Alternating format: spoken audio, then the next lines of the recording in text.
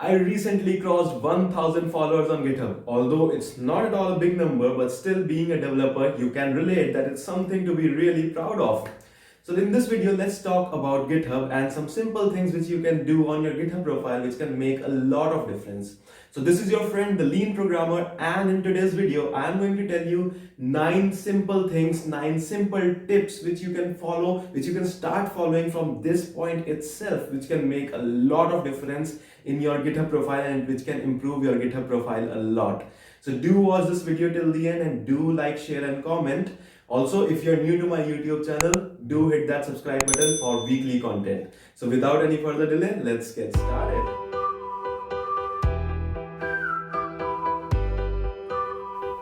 So I hope that you guys are super excited to know the 9 simple things which you can start following from this point itself to improve your GitHub profile. But before we go further, if you haven't already, do subscribe to my YouTube channel. This is the link, youtube.com/theleanprogrammer, and do follow me on GitHub as well for more interesting projects and ideas, github.com/madhavbell.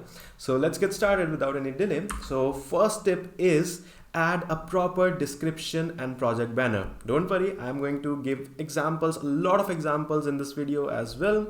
So first tip is always remember in the readme.md file of your project, do add proper description and project banner.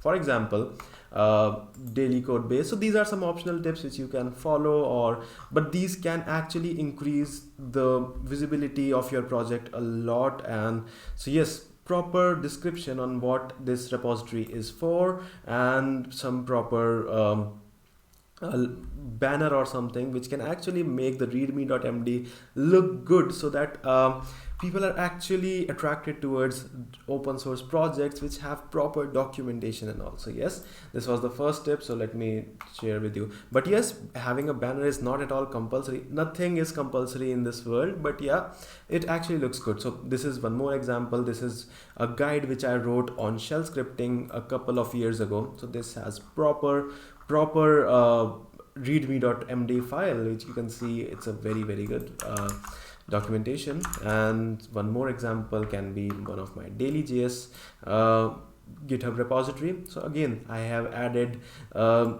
proper description that master the most awesome language, one concept a day, and there is also a very good banner which looks good on your readme file. So this was the first tip. Second tip is add readme badges. Again, readme badges makes your GitHub repository look a lot good. Plus they have benefits like you can actually display some good information about your project through those badges. Plus you can ask people to take actions, like you can add follow buttons, follow badge and all. You can add code coverage badge and all these things, some proper information which you might want to display on your project repositories readme. So here is the website which you might want to go through if you want to add these readme badges. It's called shields.io and it has a lot of badges like let's say code coverage. So in code coverage you can you can use any one of these and you can test it out yourself. It's super amazing. So let me give you some examples from my own repositories. For example, let's say this one. So this is a project which I worked on a couple of years ago, and again you can add the list of open issues, forks, stars, license and contributors, hits and maintains, and so many more things. These badges have a lot of benefits. First of all, it makes your readme file look very good, and second thing, you can use it to display some important information about your project. Third tip is add steps to run. So this is very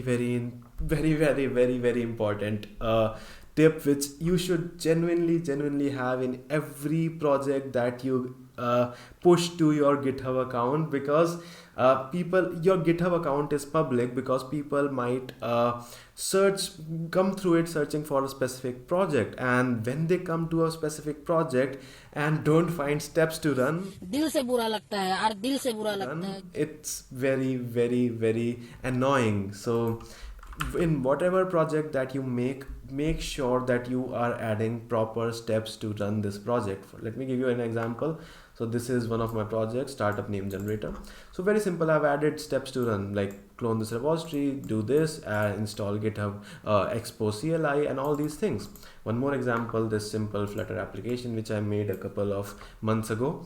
So again, I have added simple steps to run. So basically, if you're not adding steps to run, I believe that why are you even pushing your project to GitHub? Because no one will be able to run it as it is otherwise, and people are going to face a lot of difficulty in running your project. So make sure you keep this tip in mind. Third tip, add steps to run in your README file.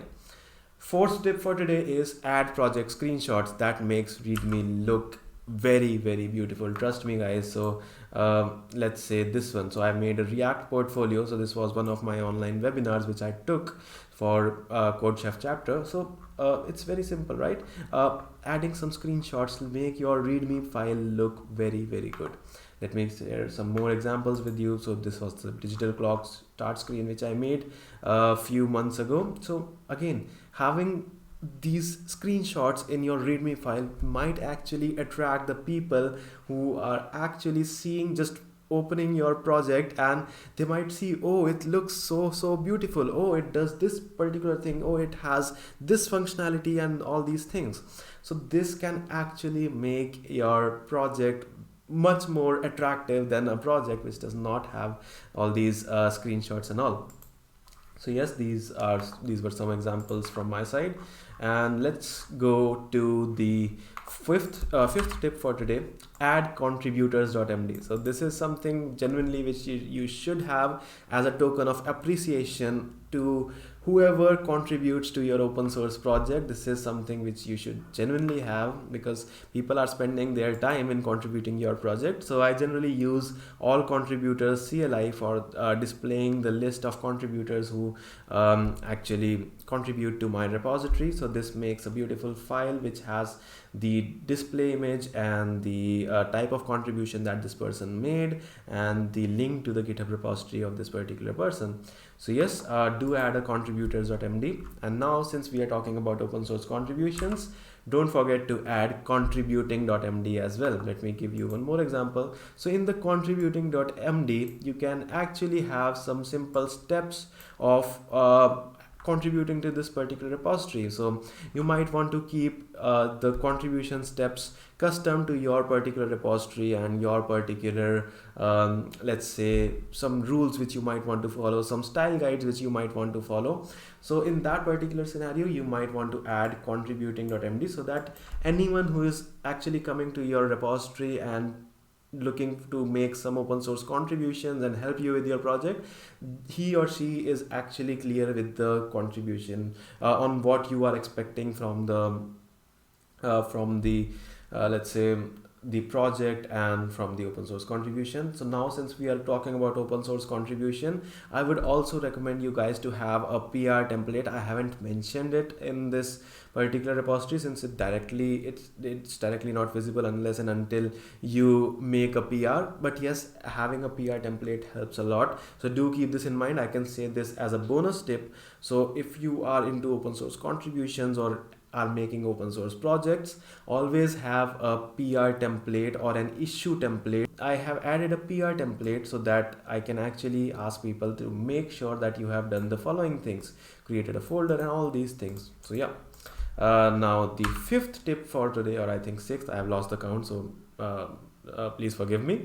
So yes, the next tip for today is add credits wherever required. This is very important. So let me show you some examples from my projects itself. So I have taken these background images from Unsplash website. So I've added special thanks that these photos are taken by this particular person on Unsplash.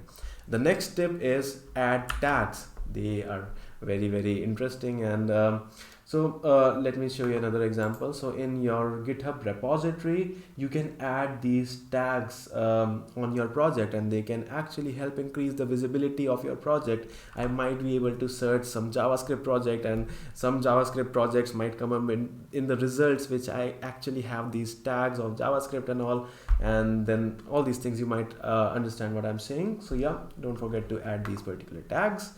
And the next tip for today is add a website link. So wherever possible, if you have a proper documentation website, or if you have made a front-end project which is actually deployed live somewhere, don't forget to add the link to the particular website where it is deployed. So for example, again, it's a React Pokédex which I made for one of my webinars. So I've added the link here. So it's very simple. You can just go here and add the link, and with the link we can open the particular website, and it can actually have a lot of benefits, like it can increase the traffic to your particular website as well, and it can of course increase the visibility of your project as well. One more example, dailycodes.com/madhavvel.tech. I'm sorry, I spelled it out wrong. So yes, that's it for today, guys. I hope these tips help you, and do make sure to follow these tips in your projects, and do subscribe to my YouTube channel. It's youtube.com/theleanprogrammer for weekly content. So that's it for today, guys. Bye bye.